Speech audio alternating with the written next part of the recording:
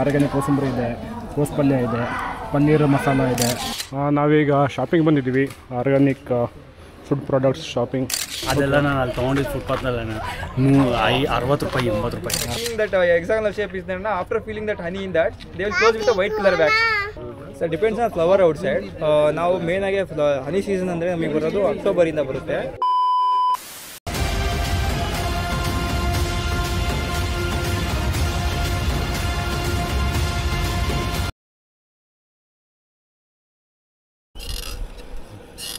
ಇವಾಗ ರಮೇಶ್ ಅವ್ರ ತೋಟದಿಂದ near by almost 12 kilometre non stop cycling ಮಾಡಿದ್ದೀವಿ.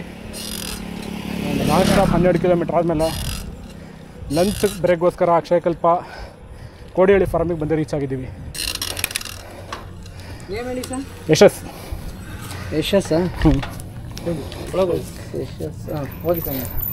Okay, again we are back to Akshayakalpa after 12 kilometres non stop ride. It was amazing, ತುಂಬ ಚೆನ್ನಾಗಿತ್ತು. ಸ್ವಲ್ಪ ಬಿಸಿಲಲ್ಲಿ ಸೈಕ್ಲಿಂಗ್ ಮಾಡಿರೋದು next level.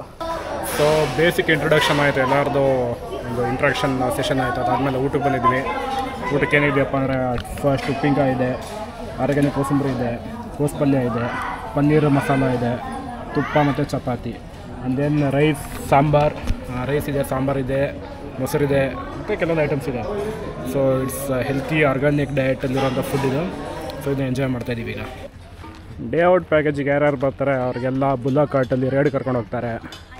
It will be very nice. ನಾವೆಲ್ಲ ಚಿಕ್ಕಡೋರಿದ್ದಾಗ ಈ ಥರ ಎತ್ತಿನ ಗಾಡಿನಲ್ಲಿ ಓಡಾಡಿದ್ದು ಜ್ಞಾಪಕ ಇದೆ. ಸೊ ಒಂದು ಎಕ್ಸ್ಪೀರಿಯೆನ್ಸ್ನ ರಿಕ್ರಿಯೇಟ್ ಮಾಡಿ ಮತ್ತೆ ಎಲ್ಲ ಸಿಟಿ ಅವ್ರಿಗೆ ಜನಗಳಿಗೆ ಬರೋಂಥವ್ರಿಗೆ ಕೊಡ್ತಾಯಿದ್ದಾರೆ. ಸೊ ಶಾಕ್ ಅಬ್ಸರ್ವರ್ ಏನಿಲ್ಲ ಗುರು, ಎತ್ತದ್ದು ಬಿಸಾಕುತ್ತೆ. ನಾವೀಗ ಶಾಪಿಂಗ್ ಬಂದಿದ್ದೀವಿ, ಆರ್ಗ್ಯಾನಿಕ್ ಫುಡ್ ಪ್ರಾಡಕ್ಟ್ಸ್ ಶಾಪಿಂಗ್.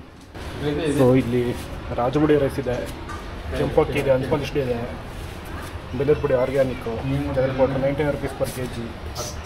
ರಾಗಿ ಹಿಟ್ಟಿದೆ, ಆಮೇಲೆ ಗುಂಟೂರು ಮೆಣಸಿನ್ಕಾಯಿ ಇದೆ, ಖಾರದ ಪುಡಿ ಇದೆ, ಇಲ್ಲಿ ಹಪ್ಪಳ, ಹುಳಿಕಾಳು ಹಪ್ಪಳ ಸುಮಾರು ಇಟ್ಟಿದೆ, ಅವಲಕ್ಕಿ, ಗೋಧಿ ಹಿಟ್ಟು, ಪುರಿಗಡಲೆ, ಪುಡಿ ಉಪ್ಪು.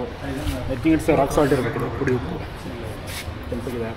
ಆಮೇಲೆ ಉದ್ದಿನಬೇಳೆ, ಸಜ್ಜೆ, ಕಡಲೆಬೇಳೆ, ರಾಗಿ, ಹಾರ್ಕ, ಮೆಣಸು, ಆಮೇಲೆ ಗೋಧಿ ರವೆ, ಇವರೇ ಮಾಡಿರೋದು ಗೋಧಿ ರವೆ. ಇಲ್ಲಿ ದಪ್ಪ ಇದೆ. Rock salt, crystal rock salt ಇದೆ ಇಲ್ಲಿ. ಇಲ್ಲಿ ಮಿಲ್ಲೆಟ್ ಬರ್ಗು ಇದೆ, ಚಕ್ಕೆ, ಸುಮಾರು ಐಟಮ್ಸ್ ಅಲ್ಲಿ ಮನೆಗೆ ಏನೇನು ಯೂಸ್ ಮಾಡ್ತಿರೋದು. ಹಾಗೆ ಇಲ್ಲಿ ಬ್ರೌನ್ ಶುಗರ್ ಇದೆ, ಬ್ರೌನ್ ಕಲರ್ ಶುಗರ್. ಬಟ್ ಇದೆಲ್ಲ ಆರ್ಗ್ಯಾನಿಕಲಿ ಬೆಳೆದಿರೋಂಥ ಫುಡ್ ಪ್ರಾಡಕ್ಟ್ಸು. ಸುಮಾರು ಸಿರಿಧಾನ್ಯಗಳಿದ್ದಾವೆ ಇಲ್ಲೆಲ್ಲ, ಮತ್ತು ಮಸಾಲ ಪದಾರ್ಥಗಳು ಇದೆ. ಏನು ಬೇಕಾದ್ರೂ ತೊಗೊಂಡೋಗ್ಬೇಕು ಇಲ್ಲಿಂದ. ಸೊ ಶಾಪಿಂಗ್ ಮಾಡಿದ್ಮೇಲೆ ಇಲ್ಲಿ ಬಿಲ್ಲಿಂಗ್ ಮಾಡಿಸ್ಬೋದು. ಇದು ಬಿಲ್ಲಿಂಗ್ ಇದೆ, ಇಲ್ಲಿ ಬಿಲ್ಲಿಂಗ್ ಮಾಡಿಸಿ ಎಲ್ಲ ಪ್ರೈಸ್ ಕೂಡ ಎಲ್ಲ ರೀಸನಬಲ್ ಇದೆ. ಅಂತ ಕಾಸ್ಟ್ಲಿ ಅಂತ ಏನು ಹೇಳೋಂಗಿಲ್ಲ. ಎಲ್ಲರೂ ಆರ್ಗ್ಯಾನಿಕ್ ಅಂತ ಟ್ಯಾಗ್ ಹಾಕ್ಕೊಂಡು ಒಂದು ಡಬಲ್ ರೇಟಿಂಗ್ ಮಾಡ್ತಾರೆ. ಬಟ್ ಇಲ್ಲೆಲ್ಲ ರೀಸನಬಲ್ ಪ್ರೈಸ್ ಇದೆ. ಆ್ಯಕ್ಚುಲಿ ಹೇಳಬೇಕಂದ್ರೆ ಮಾರ್ಕೆಟಲ್ಲಿ ಸಿಗೋವಂಥ ಫುಡ್ ಪ್ರಾಡಕ್ಟ್ ಪ್ರೈಸ್ ಏನಿದೆ ಅದಕ್ಕಿಂತ ಸ್ವಲ್ಪ ಕಡಿಮೆನೇ ಇದೆ ಅನ್ಬೋದು. So any one want to buy they can buy easily. ಮತ್ತು ಈ ಪ್ಲೇಸ್ನಲ್ಲಿ ಎಲ್ಲ ಹಸುಗಳನ್ನ ಸಾಕಿದ್ದಾರೆ, ಸುಮಾರು ಹಸುಗಳನ್ನು. ಆ್ಯಂಡ್ ಇಲ್ಲಿ ನಾಟಿ ಹಸುಗಳು ಕೂಡ ಇದ್ದಾವೆ, ಸೀಮೆ ಹಸುಗಳು ಕೂಡ ಇದ್ದಾವೆ. ಮತ್ತು ಅದಕ್ಕೆಲ್ಲ ಫೀಡ್ ಏನೇನಿದೆ ಅದೆಲ್ಲ ಇಲ್ಲಿ ಸ್ಟೋರ್ ಮಾಡ್ಕೊಂಡು ಇಟ್ಕೊಂಡಿದ್ದಾರೆ. ಸೈಲೇಜ್ ಬ್ಯಾಗ್ಸ್ ಎಲ್ಲ. ಸೊ ನೋಡಿ ಎಷ್ಟು ದೊಡ್ಡ ಸ್ಟೋರೇಜ್ ಫೆಸಿಲಿಟಿ ಇದೆ ಇಲ್ಲಿ. ತುಂಬ ದೊಡ್ಡ ಫೆಸಿಲಿಟೀಸ್ ಇದೆ. They have all the equipments to chop down the crop. This the crop, Napier ಹುಲ್ಲು ತೊಗೊಂಬರ್ತಾರೆ. ಇದನ್ನು ಚಾಪ್ ಡೌನ್ ಮಾಡಿ ಅದ್ರ ಜೊತೆಗೆ ಸ್ವಲ್ಪ ಕಬ್ಬು, ಹಾಗೆ ಸ್ವಲ್ಪ ಸಾಸಿವೆ ಎಣ್ಣೆ ತೆಗೆದು ನೆಕ್ಸ್ಟ್ ಬರೋಂಥ ಹಿಂಡಿನ ಮಿಕ್ಸ್ ಮಾಡಿ ಕೊಡ್ತಾರೆ. ವಾಪಸ್ ನಾನು ಕನ್ಯಾಕುಮಾರಿ ಹೋಗಿ ವಾಪಸ್ ಬರ್ತಾ ಇದ್ದಲ್ಲ, ಆವಾಗ ಒಂದು ತೊಗೊಂಡಿದ್ದೆ, ಕಿತ್ತೋಯ್ತು. ಓಕೆ, ಅಲ್ಲಿ ತೊಗೊಂಡಿದ್ದು.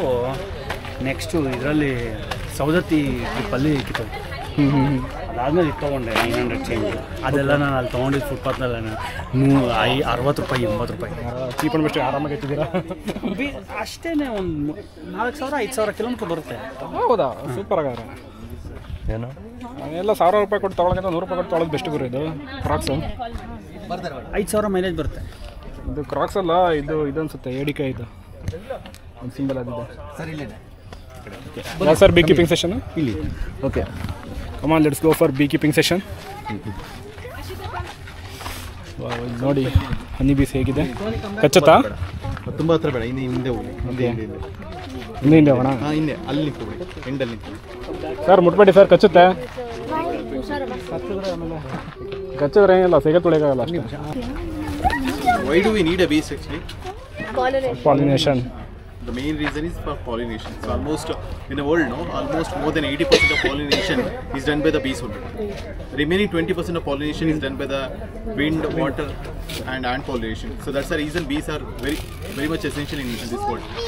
Without bee pollination, we don't get a food. That's a fact. So that's the reason bees are required. So whatever bees you see here, this is called as Indian bees. In scientific name, it is called as Epicerida. Honey production from this, it's around 7 to 8 kg per year, per box. In a year, we can able to harvest 2 or 3 times. This size box. This size box. Usually, Indian bees colony strength will be less, and even box will be smaller in size as compared to the European bee.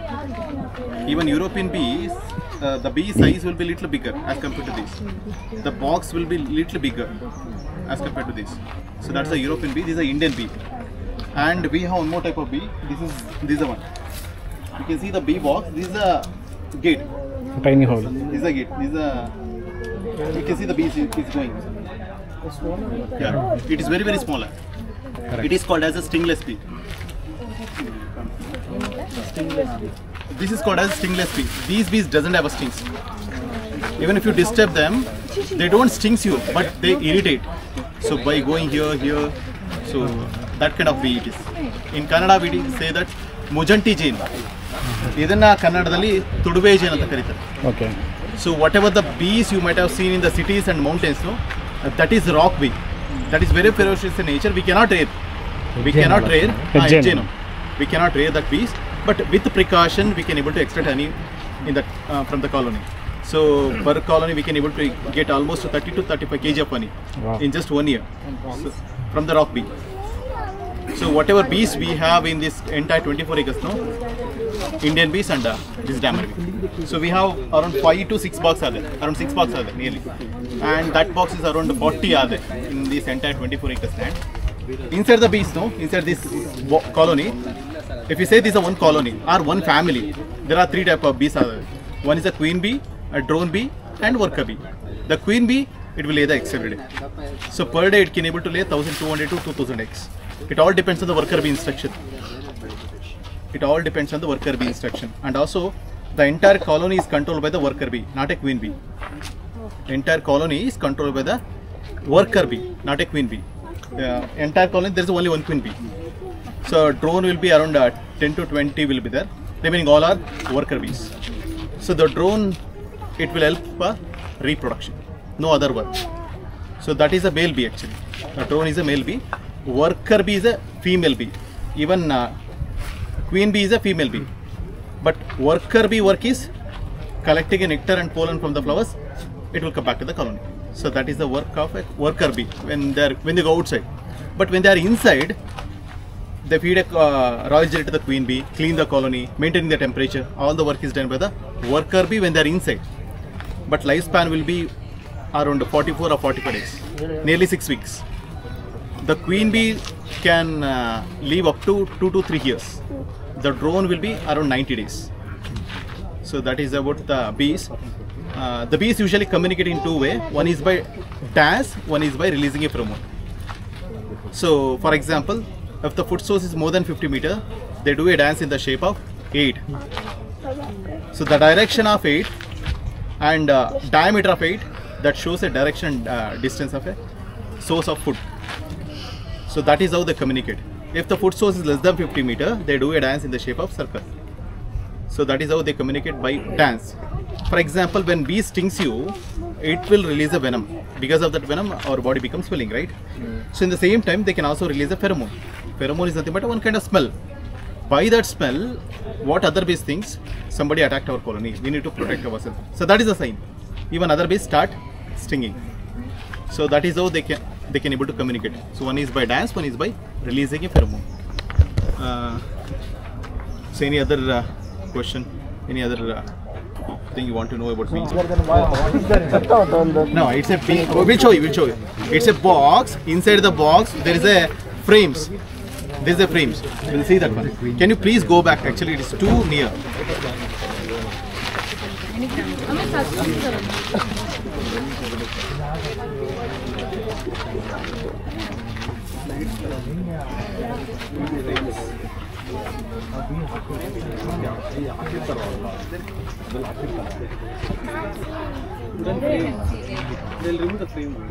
That is just a frame, a rectangular frame. By using wax, they're going to build it foam. Okay, how do they produce the wax? By using abdominal glands. They have abdominal glands. Through that they secrete. Wax. Secrete or excrete? Excrete. Excrete, okay.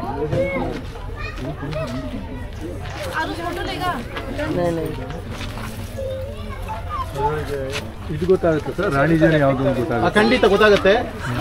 Queen bee size will be little bigger as compared to normal worker bee and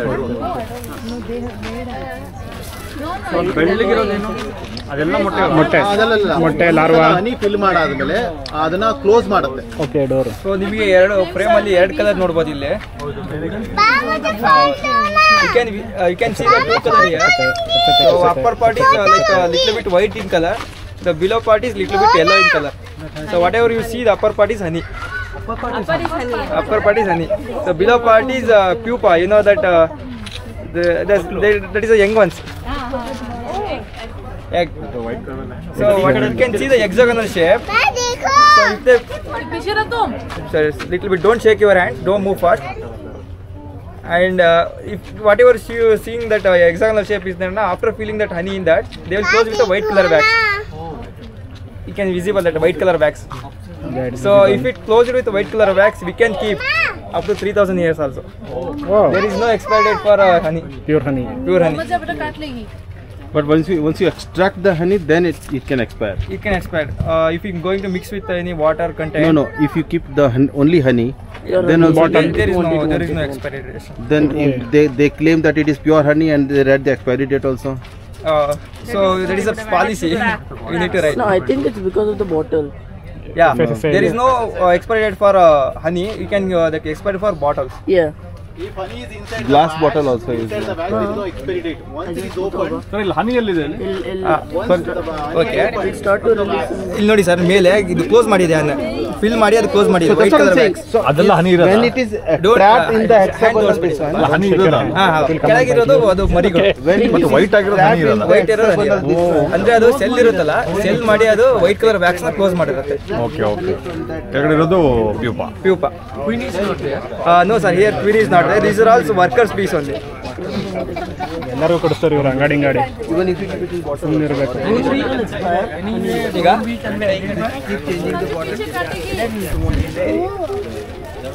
Have to keep changing the bottle. So depends on flower out side. ನಾವು main ಆಗಿ ಹನಿ season ಅಂದರೆ ನಮಗೆ ಬರೋದು ಅಕ್ಟೋಬರಿಂದ ಬರುತ್ತೆ. October November December ತನಕ ಬರುತ್ತೆ. ಇದು ಹನಿ season ಬರುತ್ತೆ. ಮತ್ತು ಮೇ ಟೈಮಲ್ಲಿ ತುಂಬ ಹನಿ ಹಾರ್ವೆಸ್ಟ್ ಮಾಡ್ಬೋದು. Depends on flower. ತುಂಬ ಹೊರಗಡೆ ಫ್ಲವರ್ ಜಾಸ್ತಿ ಇತ್ತು ಅಂದರೆ ನಾವು 3 ತಿಂಗಳಿಗೆ ಒಂದ್ಸಲಿ ಹನಿ ಎಕ್ಸ್ಟ್ರಾಕ್ಟ್ನ ಮಾಡ್ತಾ ಇರ್ಬೋದು ಸರ್. ಅದು ಕ್ರಿಸ್ಟಲೈಸೇಷನ್ ಅಂತ ಕರಿತೀವಿ ಮೇಡಮ್. ಅದು in the bottom level crystallisation ಆಗುತ್ತೆ. ಅದೇನಾಗುತ್ತೆ ಅಂದರೆ ವಿಂಟರ್ ಸೀಸನಲ್ಲಿ ನಿಮಗೆ ವಿಂಟರ್ ಸೀಸನಲ್ಲಿ ಜಾಸ್ತಿ ಇರುತ್ತೆ. ಸೊ ಯಾವಾಗ ನಿಮ್ಮ ಹನಿಯಲ್ಲಿ ಜಾಸ್ತಿ ಮಾಯಿಶ್ಚರ್ ಕಂಟೆಂಟ್ ಜಾಸ್ತಿ ಇರುತ್ತೆ ಅವಾಗ ನಿಮಗೆ ಕ್ರಿಸ್ಟಲೈಸೇಷನ್ ಆಗುತ್ತೆ. ಸೊ ಅದು ಡ್ಯೂರಿಂಗ್ ವಿಂಟರ್ ಸೀಸನ್ ಮಾತ್ರ ನೀವು ಅಬ್ಸರ್ವ್ ಮಾಡೋಕ್ಕೆ ಆಗುತ್ತೆ. During if it in case mix with water content ಅಂದರೆ ಮಾಯಿಶ್ಚರ್ ಕಂಟೆಂಟ್ ಅಂದರೆ ಇದರೊಳಗೆ ಹನಿ ಪ್ರೊಡಕ್ಷನ್ ಮಾಡಬೇಕಾದ್ರೆ ಅಂದರೆ ಮಾಯಿಶ್ಚರ್ ಕಂಟೆಂಟ್ ಇರುತ್ತೆ. ಅದು ಎವಾಪರೇಟ್ ಆದಮೇಲೆ ಅದು ಡೆಪಾಸಿಟ್ ಮಾಡುತ್ತೆ ಇದರಲ್ಲಿ ಸೆಲ್ಲಲ್ಲಿ ಹೋಗಿ. ಸೊ ಅದು ಡೆಪಾಸಿಟ್ ಮಾಯಿಶ್ಚರ್ ಕಂಟೆಂಟ್ ಎವಾಪರೇಟ್ ಆಗಲಿಲ್ಲಂಗೆ ಡೆಪಾಸಿಟ್ ಮಾಡಿರುತ್ತೆ. ಎಸ್ಪೆಷಲಿ ಇನ್ ವೈಲ್ಡ್ ಬೀ ಅಂದರೆ ನಮ್ಮ ಕಾಡು ಭೂಮಿ ಇದಿರುತ್ತೆ ಹೆಜ್ಜೆನೇ ಇರುತ್ತಲ್ಲ ಅದರಲ್ಲಿ. ಸೊ ಅದು ನಿಮಗೆ ಕ್ರಿಸ್ಟಲೈಸೇಷನ್ ಆಗೇ ಆಗುತ್ತೆ ಮೇಡಮ್. ಯೂಸ್ ಮಾಡ್ಕೋಬೋದು, ಪ್ರಾಬ್ಲಮ್ ಆಗಲ್ಲ. ಅಂದರೆ ತುಪ್ಪಕ್ಕೆ ಯಾವತ್ತು ಬಿಸಿ ಮಾಡಬಾರ್ದು ಅಂತ ಹೇಳ್ತಾರೆ. ಇಂಡೈರೆಕ್ಟ್ ಹೀಟ್ ಅಂತ ಕೊಡ್ತೀವಿ, ಬಟ್ ತುಪ್ಪಕ್ಕೆ ಬಿಸಿ ಮಾಡಿದ್ರೆ ಅದು ಇಟ್ರೆ ಕೈ ಹೋಗ್ಬಿಡುತ್ತೆ bro. So better to not use ಇಲ್ಲಿ ಕೆಳಗಡೆ ಅದೇ ಇಂಡೈರೆಕ್ಟ್ ಹೀಟ್ ಕೊಡಬಾರ್ದು. ಅಂದ್ರೆ ನಾವೇನಾರ ಹನಿಗಳಿಗೆ ಇಂಡೈರೆಕ್ಟ್ ಹೀಟ್ ಕೊಟ್ರೆ ಸೊ ಅದ್ರ ನ್ಯೂಟ್ರಿಯೆಂಟ್ ಕಂಟೆಂಟ್ ಕಳ್ಕೊಳ್ಳೋ ಚಾನ್ಸ್ ಜಾಸ್ತಿ ಇರುತ್ತೆ. ಹನಿಬಿ ಸೆಷನ್ ಚೆನ್ನಾಗಿ ನಡೀತಾ ಇದೆ. ಸೊ ಆಲ್ಮೋಸ್ಟ್ ಈಗ ಹೊರಡೋ ಟೈಮ್ ಆಯಿತು. ಈಗೆಲ್ಲ ವಾಪಸ್ ಹೋಗ್ತೀವಿ ದೇವರಕಾಡು ಫಾರ್ಮ್ಗೆ. ಅಲ್ಲಿಂದ ನೆಕ್ಸ್ಟ್ ಒಂದು ವೆಜಿಟೇಬಲ್ ಹಾರ್ವೆಸ್ಟ್ ಮಾಡಿ ಡಿಸ್ಪ್ಯಾಚ್ ಆಗ್ತೀವಿ ಒಂದು ಫೀಡ್ಬ್ಯಾಕ್ ಕೊಟ್ಟು.